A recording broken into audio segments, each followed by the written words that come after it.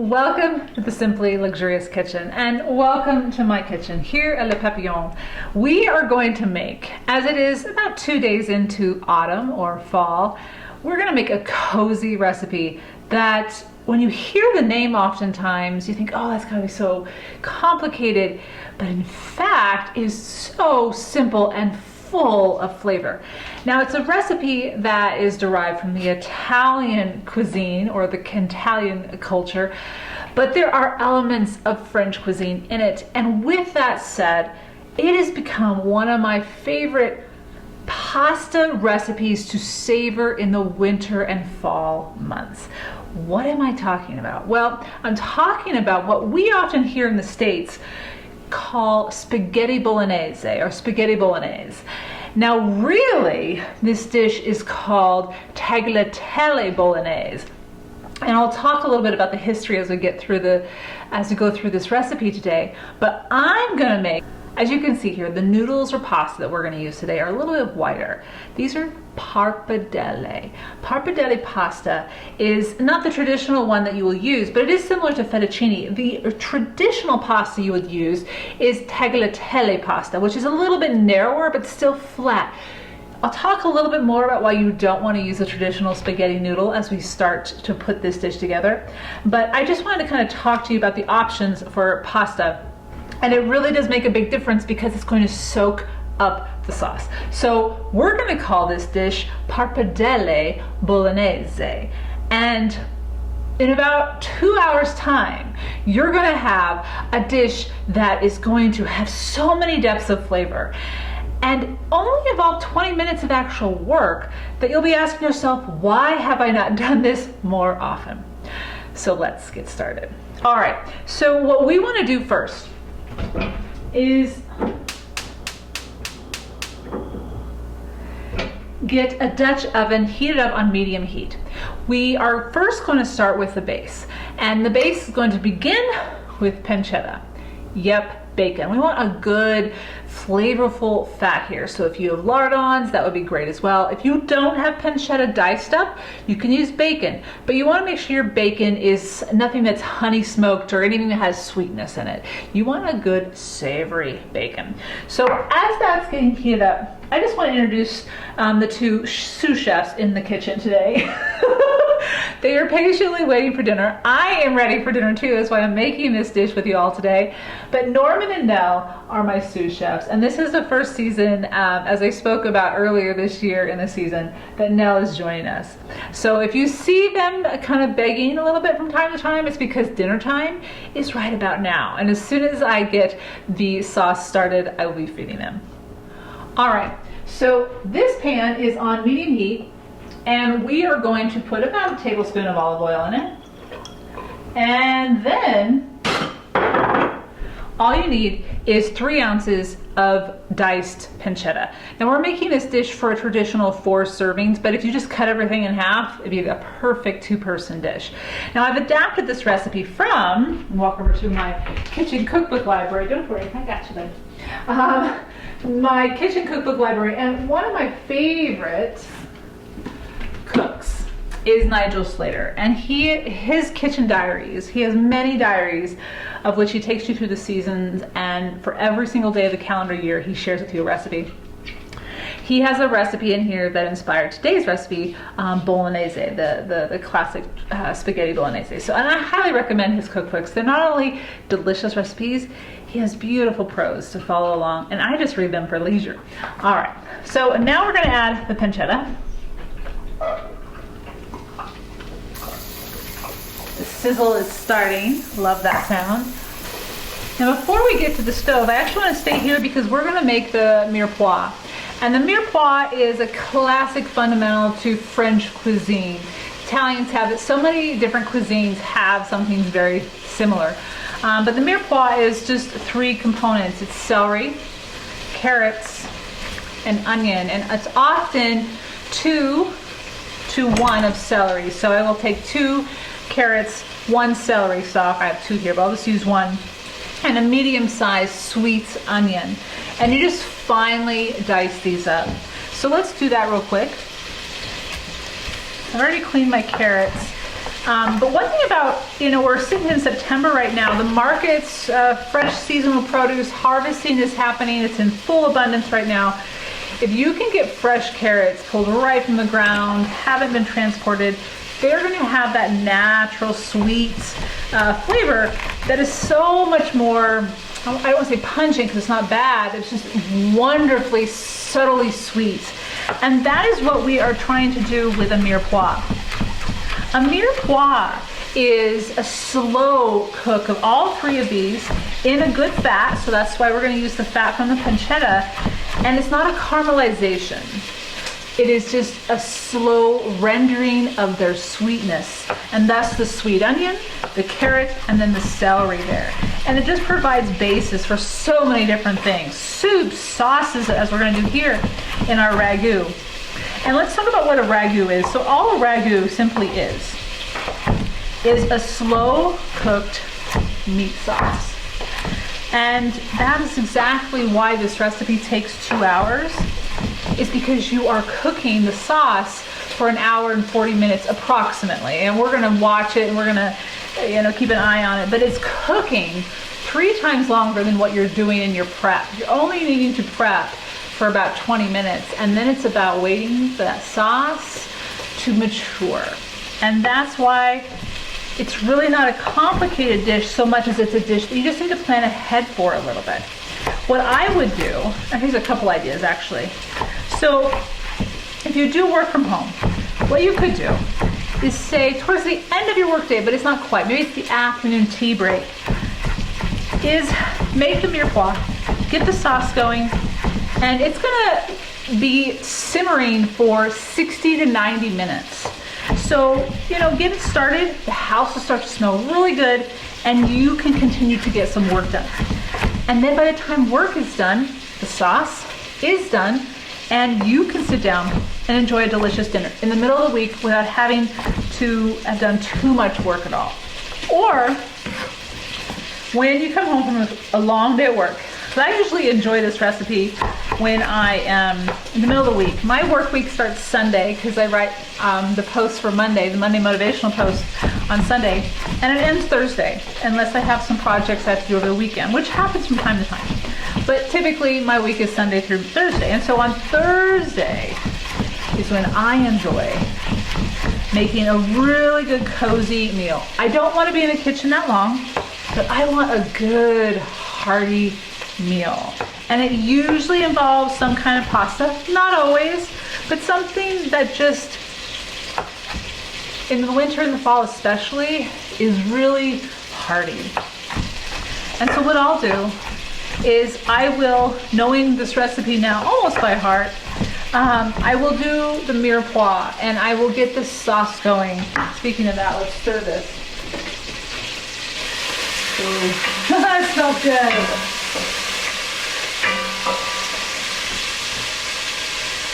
Just be cooking that on medium heat. I enjoy stepping in the kitchen, so I will step into the kitchen for those 20 minutes. I will make this up, and then while it's simmering, I might take the dogs for a walk. I might tend to a few more emails. I might just sit down, and start enjoying an aperitif. Maybe if it's, in the summertime, the Tour de France is going on. So I might sit down and watch a little bit of the Tour de France, because that is a long program every night.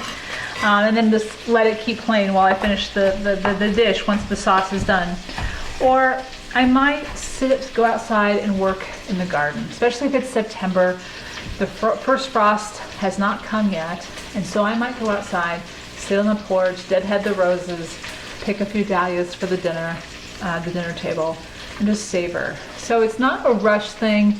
You do want to check the sauce from time to time, but it's just one of the most simple dishes. And you'll be glad that you welcomed it into your repertoire, partly because you get to pair it with some delicious wine too. Okay, so I have the carrots diced up here.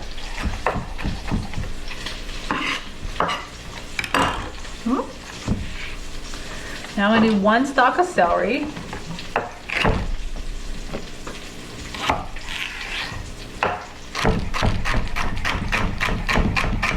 Now, in different grocery stores, they sometimes will have the mirepoix already made for you. And I purchased that before just to see what it was like. And in a pinch, do that. This will take 10 minutes to do. So it does take a little bit of time, but not a lot. And if you have your knife skills, you're gonna whip right through it. Remember, with a knife, your finger, thumb and forefinger, grab the knife, not the handle. You are an extension of the knife, and you keep the end of the knife partially on the ground, never lifting it, and just keep sliding back and forth. We talked about this a few times in previous seasons, but once you get the hang of it, you can whip through this pretty quickly. There, my celery's already done, less than a minute probably. And then I have my onion. Ooh, someone needs to sharpen their knife. Okay, then you have your onion, and you do want a sweet onion if you have access to that, or a Walla Walla sweet. I love Walla Walla sweet onion. I used to live nearby Walla Walla, and that is just, oh, those onions are just so wonderfully sweet. It smells so good. Rendering of the fat. You're getting slightly brown here. We want them to get good and brown. So when you're slicing the onion, first slice, tip into the end of the onion. About 1/2 inch or 1/4 inch slices in between each other. Then I like to slice horizontally 2 or 3 different times. So all I have to do is slice down about 5 or 6 times, and it's already diced. No extra dicing afterwards. Okay. It's 1/2, need the other half, do the same thing. So tip of the knife to the end of the tomato or the onion. Slicing from the top to almost the end, not all the way through. You want to keep everything intact so it stays in one spot. It's a little easier to hold. And again, having a sharp knife is the best tool in the kitchen because it just makes everything simple. Okay, so now I have my mirepoix all chopped up. Get all the pieces out of there. It smells good, huh, Miss Nell? She is supervising over here.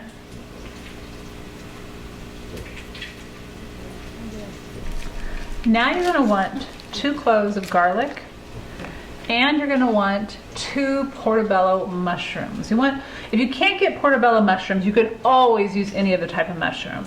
But having a flat topped mushroom makes it easier to chop up, but also gives you good pieces to really nosh into as you're eating, because we're going to chop these fairly large pieces. And so you want about 4 ounces of mushrooms, and that's about 2 portobellos, and then 2 chives, and 2 cloves of garlic, chopped. Okay. And as soon as you have been cooking that pancetta for about 10 minutes, you can add all of this to the Dutch oven. So let's chop it all up. Nice and fine for the garlic. Beautiful. This is looking wonderful. Almost done over there. So remove the bottom and just big chunks. I like to slice them big long narrow slices, and then about 2 or 3 slices. It's about a size of a quarter. You want them to be bite size. You don't want them to be any bigger than bite size, but a big bite. Again, you want meaty, wonderful bites to get your teeth into when you bite into this. So you're going to have meat in there. We'll talk about that in a second, but you're also going to have mushrooms. Okay, so this is all ready to go. Let's meet over at the stove, and we will put the sauce together. Okay, So the pancetta is nearly done, and that's really what you just want to watch. Some of the dices will be bigger or smaller based on where you get your pancetta, or if you do it yourself. And you just want to cook it to the point where it's nearly done, but not quite. So I said about 10 minutes. It might be 5 to 7. It just depends. Just keep watching it. So this is on medium heat, medium to low heat. We are going to add all of the mirepoix. There we go. So all the onions, the mushrooms, carrots and the celery. Okay, more mushrooms.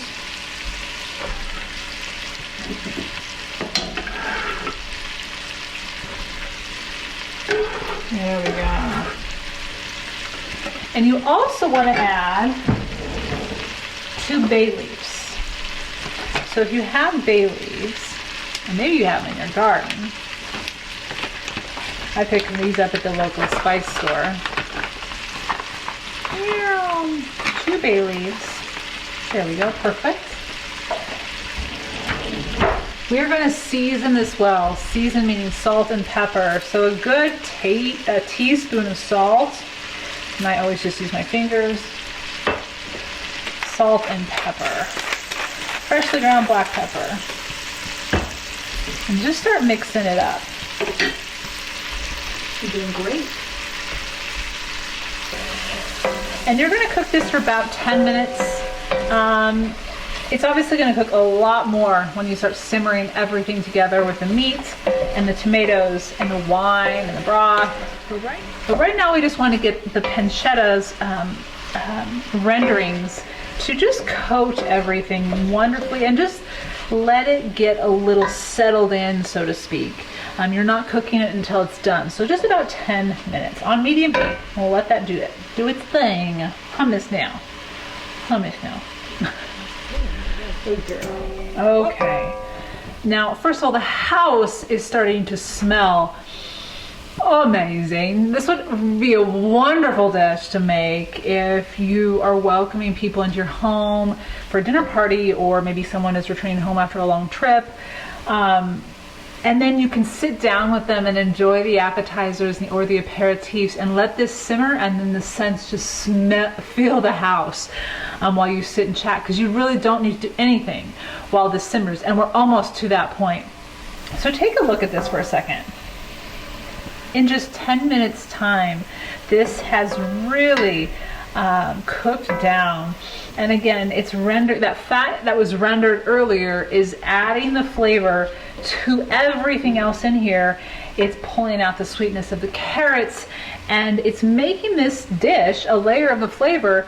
Before you even add the meat, it's creating a layer of that flavor, multiple layers actually. So now what we're going to do is add a pound of ground meat. Now this could be beef or this could be lamb. I'm using lamb. It's completely up to you, but you want 1 pound, and just break it up into rough sizes. Doesn't have to be exact. You're going to break it up as you mix it together here in a second.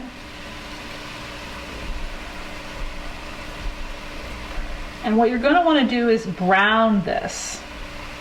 I'm going to wash my hands real quick. And I also want to season this again.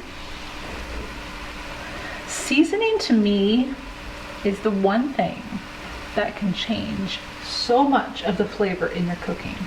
And when I say seasoning, I just mean the simple salt and freshly ground pepper. Oh, there's my 10-minute mark.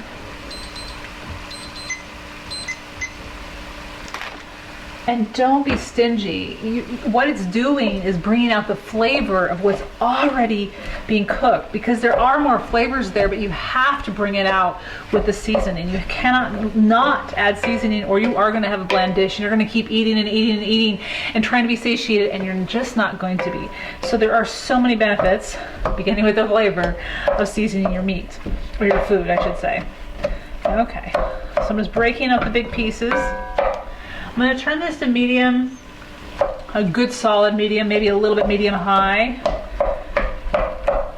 And this is going to cook or brown the meat and take about 4 to 5 minutes. So we'll let that meat, the lamb in this case, brown. And while that's browning, you can get your liquids ready. So just a simple 14.5-ounce can or a cup, approximately a cup, of crushed tomatoes. And so there's no big pieces, it's all crushed up, easy to make into a really nice sauce. You want 3/4 cup of beef broth. And let's talk about wine for a second. So when you make this dish, hummus now, she's down here at my feet. When you make this dish, you want a great, hearty red wine. One that you will want to sit down and just sip. You only need 3/4 of a cup, so whatever you get, you're definitely going to have enough to sip too. So what I like to do, and it's a treat to myself, but not like you might think, I go get a Châteauneuf-du-Pape red wine. And for my Francophiles out there, my wine aficionados out there, you already know about Châteauneuf-du-Pape, but I want to talk a little bit about this. So this wine originates in the Rhone Valley, the southwest portion of France, and it is one of the oldest vineyards in France. They have 3,200 hectares of land, and it's just about 20 minutes outside of Avignon. So if you know where Avignon is in Provence, you are close by. So what is the history? What does Châteauneuf-du-Pape mean? Well, essentially in the 14th century, mid-early 1300s, the popes fled Rome from persecution. And not being that far away, they went into Provence, which is the southern, as we know, southern portion of France, one of the southern portion regions of France, the southeast side. And that's where they founded Châteauneuf. And it was just Châteauneuf, meaning the new castle. And it was in the 19th century or the 1800s that de Pape, of the popes, was added, or of the fathers, but of the popes was added. And for more of a marketing purpose, because the locals realized that this was a wine that was selling well, it was doing well, we need to capitalize on it. And they haven't, and with good reason. It's really good. So the primary grape that they use is Grenache. They also use Syrah and Mourvedre and many other red wines typical to that region. But this is the thing. This might sound super expensive, and it can be. This was from Trader Joe's. I got this for $19.99 at Trader Joe's. And as I'm going to keep stirring this, it's almost done. As I was picking this up at the store today, the gentleman behind the counter, very knowledgeable, he's like, I am the reason why it isn't always in stock. I said, oh. He's like, I always pick up a few bottles of wine because it's not always on the shelves. And he's right, it's not always on the shelves. So you want to look for it in the French section, obviously, and it's usually on the top shelf. And you might go, oh my gosh, a Trader Joe wine for $19.99 and think that's super expensive. This is a great deal. And he said the reason why they have such a great price is that they have exclusive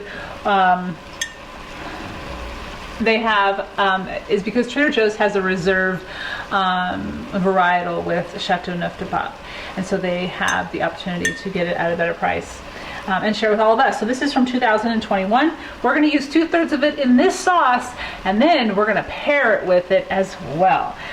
So good, so good. All right. And you do want to make sure that all the meat does get brown. Yes, it can still cook technically as you're simmering, but you want it to be all brown before you start the simmering process. And that's why medium to medium high is the best temperature to do this portion of the preparation of the sauce.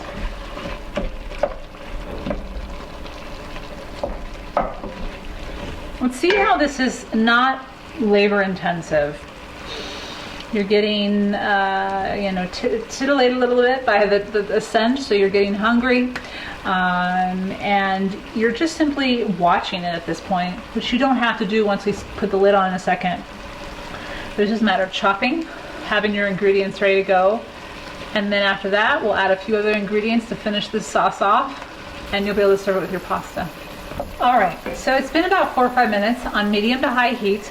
All the meat is brown, as you can see here, and it's a good rumble. It's going really well. Now what we want to do is add the liquid. So we're going to add 2/3 cup beef broth, about a cup of the crushed tomatoes. Just eyeball it. If If you have a little bit more, it's gonna be fine. Doesn't actually need to be the whole can, so maybe about 10 ounces. And I want, you could measure it out if you want.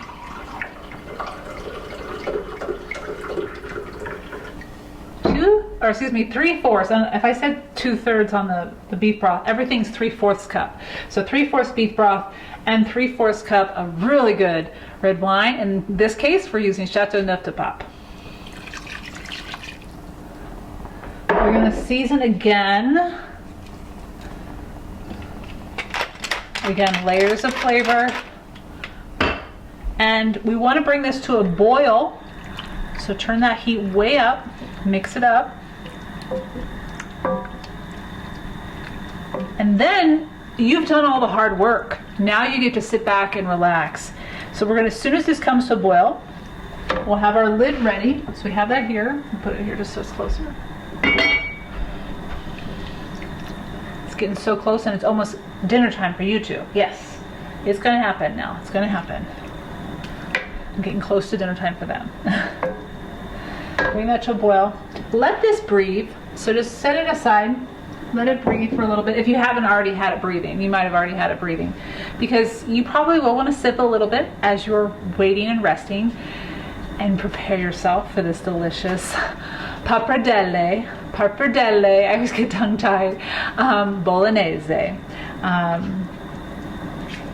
It's such a good dish.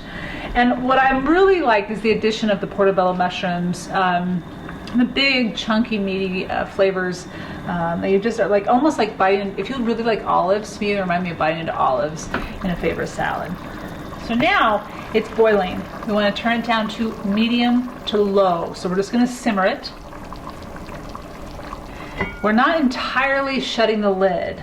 You can even just leave your spoon in there if you want to make sure you don't entirely shut it. You are going to just have it askew. And you want to simmer it for a good 60 to 90 minutes. I begin checking it at 40, just in case you happen to turn the knob up a little too hot. Don't think, okay, I'm gonna wait 90 minutes and come back later. No. You might have a very, very dry sauce if you do that. So we're gonna check it at about 40 minutes. And ultimately, you want to have you want it to be a sauce. You don't want it to all be absorbed, but you want the viscosity and the consistency of the type of sauce you enjoy. Now we're still going to be adding heavy cream to this, so there's still some liquid that's going to be added and soaked up. But in 60 to 90 minutes, it should be a thick sauce that can be soaked up by your pasta. We're not doing the pasta yet. We won't do that till the very end because it won't take but maybe 4 minutes. But now, go ahead and relax. You have 60 to 90 minutes to catch your breath and get prepared for a delicious meal. I'm going to set my timer. 40 minutes we check, and then we keep going. Okay. All right. So 40 minutes have passed, and you can hear this rumbling. Let's take a look at it. Now, what you want is there to still be some liquid, but you want the liquid to be starting to get thicker. And that is exactly what's happening here. Now what we're going to do is we're going to keep this heat, so it's about medium-high heat. And we're going to add, oh, and before I forget, as soon as I turned the camera off, I forgot to add fresh nutmeg. Or if you don't have fresh nutmeg, just use nutmeg from the spice rack that you have. You just want to pinch. I give 2 pinches. It gives a bit of a heartiness, a earthiness to it that you just go, what is that? Definitely add it. And if you forget, like I did, add it as soon as you remember. And then stir it in and then keep the lid on askew and keep cooking. Now we're going to add 3/4 of a cup of heavy cream, or half and half, whichever you have or prefer. And this is going to cool the sauce down temporarily, so you're going to have to heat it back up. But it's already starting to bubble, as you can see here. And you're going to want to taste it, because this is the finished product, but you want to season it to your liking. So get a spoon, maybe not this big spoon,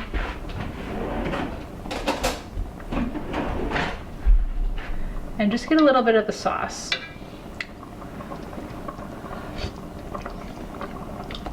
A little bit more seasoning. I'm gonna add, this time, flaky sea salt. And salt and pepper. Or I always say it together, freshly ground pepper.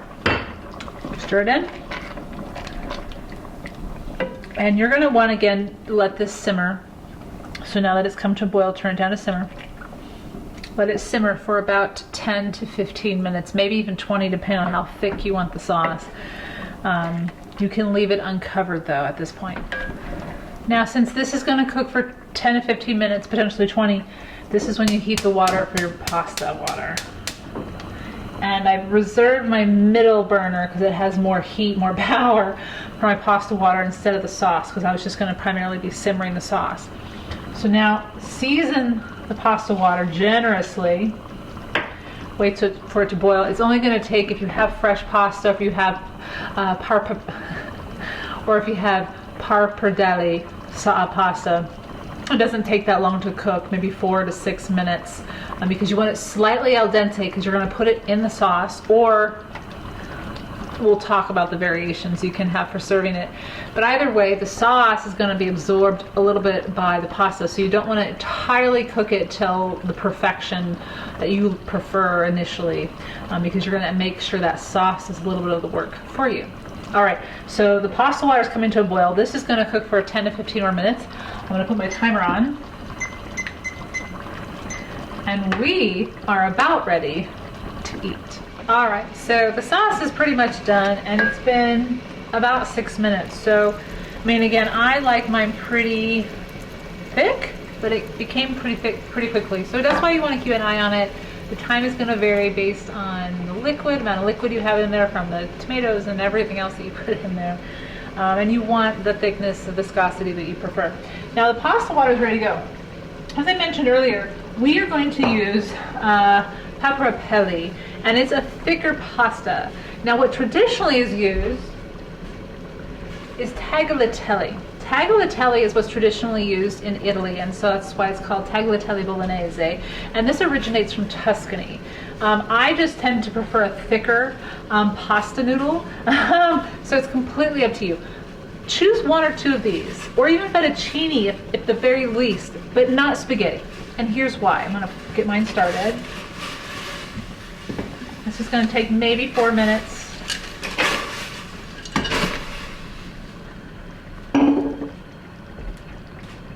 Spaghetti is not going to be able to soak up the sauce like these flat pastas will. And you want that noodle to be basically another extension of the sauce and not just a blank noodle that's not going to soak it up. The round versus the flat is what you're trying to go from. Go to a flat noodle and you're going to have much more flavor, and it's going to come together as a whole dish much more cohesively. So while that boils, I'm going to turn the sauce off, and what I'd like to do is prep, whoa, see, it's really happy in here, is make sure I have my Parmigiano Reggiano, okay? And this is where we're going to talk about how you want to present this. So you could just take all the pasta when it's finished and put it directly into the sauce. Especially if you're just serving dinner style, family style, I highly recommend this. This burner gets so hot, I love it.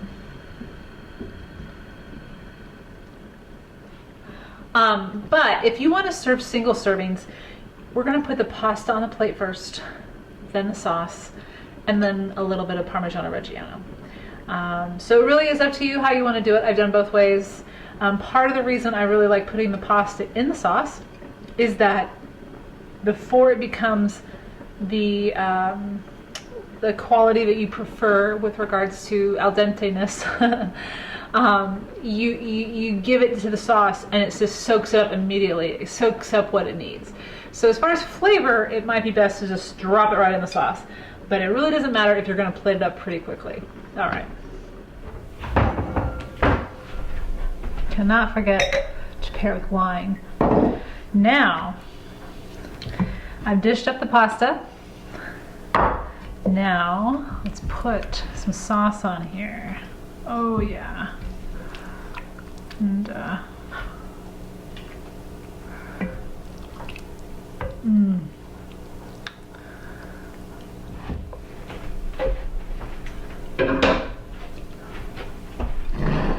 let's put some fresh Parmigiano Reggiano.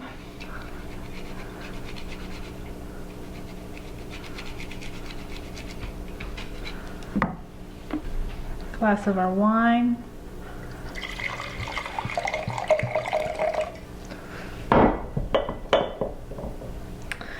And I need a spoon because this is going to be swirly up because we're going to spin it into our spoon here. Okay, now it's time to take a bite, huh, you two? Okay, get some of the mushroom, get some of the meat, get one of those lovely ribbons of pasta.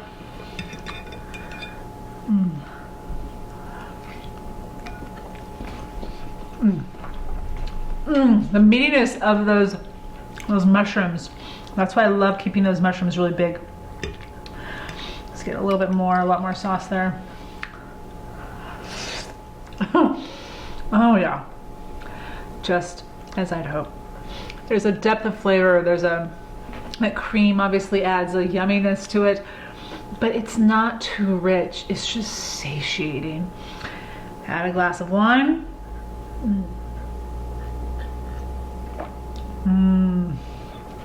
And it all comes together.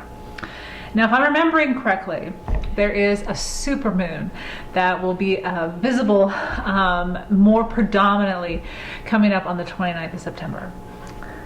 If you have a late night on that particular day, or in the near 28th, the 27th, or the 30th, make this dish and enjoy it by moonlight. That might be even more special on an everyday. So I do hope you give it a try. Whether you call it Spaghetti Bolognese, Pappardelle Bolognese, or as the Italians call it, Tagliatelle Bolognese, I am confident you will discover how amazingly simple it is to make and thoroughly enjoy it. Now you can find this entire recipe on the blog, thesimplyluxuriouslife.com, and it will be in the recipe section under pastas as well as under dinner. You can explore previous episodes, previous seasons, and I'm so glad you joined me today. I hope you enjoy your day, enjoy your food, and enjoy stepping into your kitchen. How could I not with these two yahoos?